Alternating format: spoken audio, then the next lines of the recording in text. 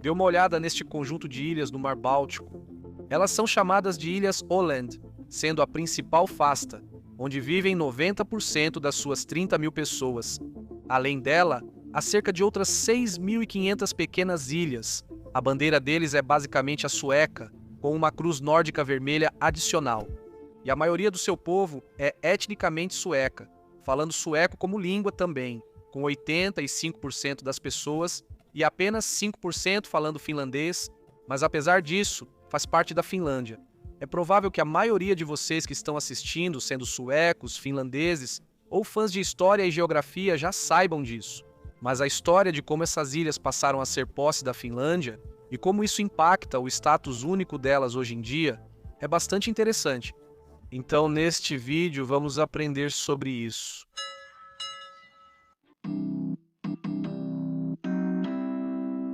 Primeiro, não consegui descobrir como pronunciar o nome corretamente, pois não temos esse círculo sobre o A nas línguas latinas, tornando-se uma região menor. Minha noiva me ajudou, tenho certeza de que ainda vou errar a pronúncia no vídeo. Acredita-se que o nome seja uma forma abreviada de Avaland, que deriva de uma palavra nórdica antiga, Ava, que significa água.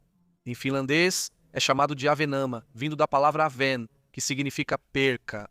O nome em latim para isso é Holândia, então eu concluiria que seu nome significa literalmente terra da água, o que é apropriado, dado o status de ilha.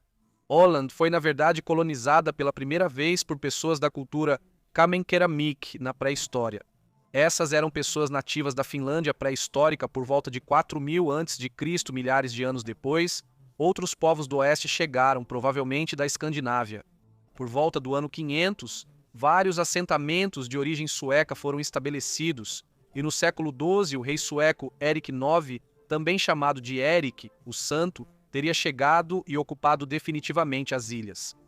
Com o passar do tempo e ao chegarmos à Idade Média, a influência ocidental continuou a crescer. Isso é visível nos costumes de sepultamento com marcas cristãs e o surgimento de igrejas. Já no século XIII, que é exatamente quando as ilhas foram totalmente incorporadas ao Império Sueco. Nessa época, a Suécia controlava seu território atual e quase toda a Finlândia. Åland não era um conjunto extra de ilhas na fronteira leste, como é hoje.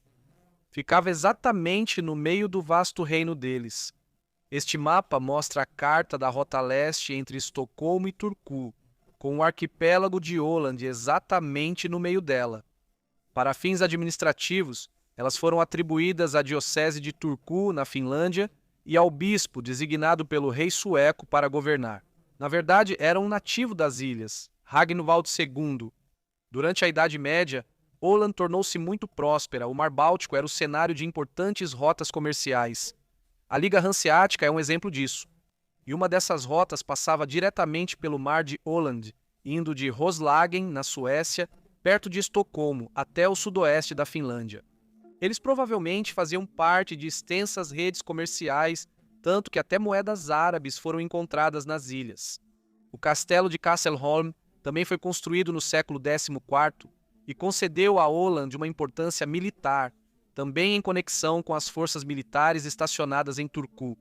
Mas alguns séculos depois, seu status mudou, sendo incorporado a um ducado que o rei sueco Gustavo Vasa deu ao seu filho, o Duque Johan. Na verdade, uma curiosidade sobre esse período é que o mesmo duque depois manteve seu irmão, o rei Erik XIV, e sua esposa prisioneiros no castelo de Kastelholm. E em 1665 vários julgamentos de bruxas também aconteceram no castelo, com mais de 20 mulheres sendo acusadas de bruxaria e depois queimadas. Ao longo dos séculos de existência sob domínio sueco, muitos suecos migraram para as ilhas, e sua população e importância cresceram. Mas não o bastante para total autonomia. Ainda não. Em 1634, uma reforma da organização territorial da Suécia reestruturou a Finlândia, e Åland foi incorporada à Finlândia propriamente dita em um governo provincial. E tudo ficou bem por um tempo. Mas então os problemas começaram quando a Grande Guerra do Norte teve início entre os impérios da Suécia e da Rússia. A Finlândia e as Ilhas Åland ficaram no centro do conflito, por estarem mais próximas da linha de frente. A Batalha de Gringon é um dos melhores exemplos disso, ocorrendo em 1720 e colocando a marinha sueca contra os russos imperiais. Na verdade, a batalha foi um feito impressionante, sendo retratada nesta pintura de Ferdinand Victor Peru. Embora os suecos não tenham alcançado uma vitória completa, eles conseguiram se manter firmes apesar de estarem significativamente em menor número. Eles tinham um navio de linha, 4 fragatas e 3 galés, contando com apenas cerca de 1.000 marinheiros, enquanto a Rússia tinha 61 galés e 11.000 homens. Muitos dizem que foi a última batalha significativa da Guerra do Norte, pelo menos no mar, mostrando também a importância da localização das ilhas. Tanto que os russos chegaram a ocupá-las entre 1714 e 1721. E embora a Suécia tenha sido terrivelmente derrotada nessa guerra e perdido muito território ao final dela, eles conseguiram manter a Holanda e a Finlândia por mais um tempo, mas não por muito. Durante as guerras napoleônicas, Suécia e Rússia travaram novamente a Guerra da Finlândia. Os russos ocuparam Åland mais uma vez em 1808, usando seu ataque exatamente como uma forma de romper as comunicações entre a Suécia continental e a Finlândia, controlada pela Suécia. Surpreendentemente, apesar de a Suécia não conseguir defender a ilha, os próprios ilhéus se levantaram contra a ocupação russa.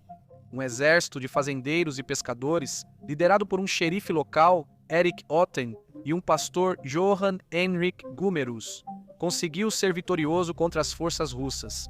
Talvez irritados com a humilhação, ou talvez apenas cientes de quão estrategicamente importante era o arquipélago, os russos retornaram com uma força de mais de 10.000 soldados, tomaram as ilhas e acabaram vencendo a guerra finlandesa. Como resultado, a Suécia perdeu o controle sobre as ilhas, assim como sobre toda a Finlândia, que foi transformada no Grão-Ducado da Finlândia dentro do Império Russo. E assim, no ano de 1809, Åland deixou de ser sueca, apesar de seu povo continuar sendo sueco sob o domínio russo. O arquipélago enfrentou várias provações. Construíram a fortaleza Bomarsund e foram invadidos por britânicos e franceses na Guerra da Crimeia. Essas duas grandes pinturas nos contam a história desses conflitos entre as forças britânicas e russas em 1854. Imagine viver lá naquela época.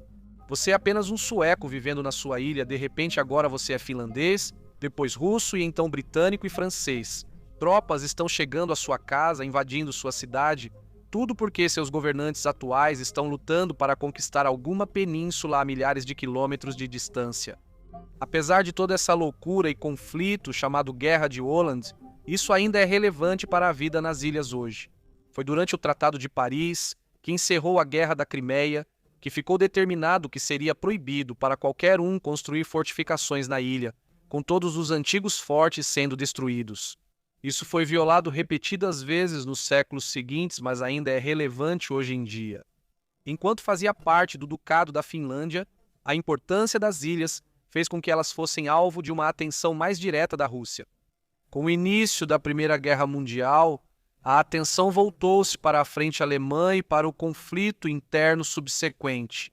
Em 1917, a Finlândia declarou independência e enviou tropas para tomar Åland, mas ver os finlandeses se tornarem independentes despertou o patriotismo dos suecos de Åland. Foi realizado um referendo e 95% dos ilhéus votaram para se reunirem à Suécia. Isso foi seguido pela chegada de soldados suecos que permaneceram lá até o fim da guerra.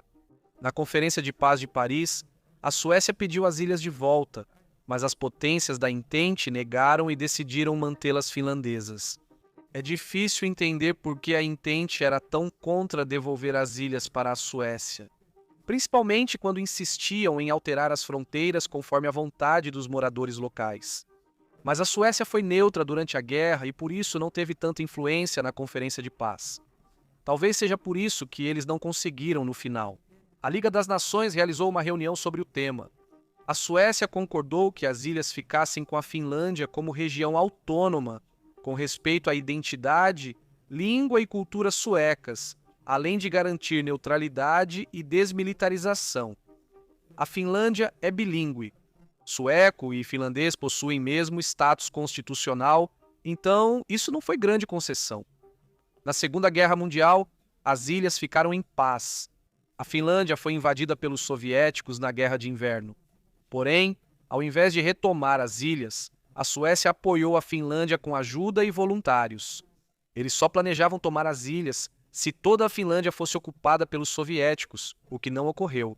Devido ao seu status autônomo, a marinha mercante de Åland podia se movimentar livremente pelo Mar Báltico, algo raro na época.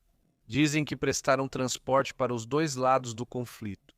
Após a guerra, as ilhas continuaram sendo finlandesas, e parece que a identidade sueca foi desaparecendo com o tempo. Em pesquisa recente, até 70% dos moradores disseram querer manter autonomia na Finlândia, talvez reconhecendo seus benefícios. Eles podem legislar de forma independente sobre quase tudo, como educação e saúde, desde que não conflite com a Constituição finlandesa.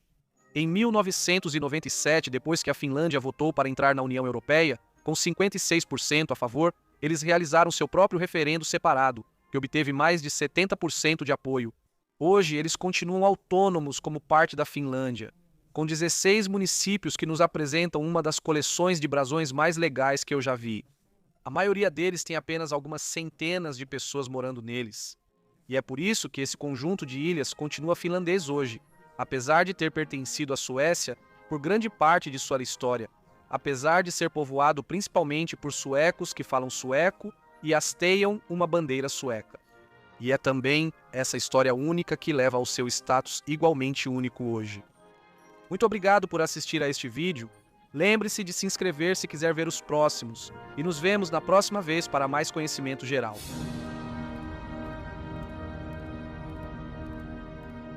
A Moon Cup de hoje é mais uma vez uma edição de inverno. Você não faz ideia de como está claro lá fora. É o segundo vídeo seguido em que isso acontece. Preciso abaixar o plano.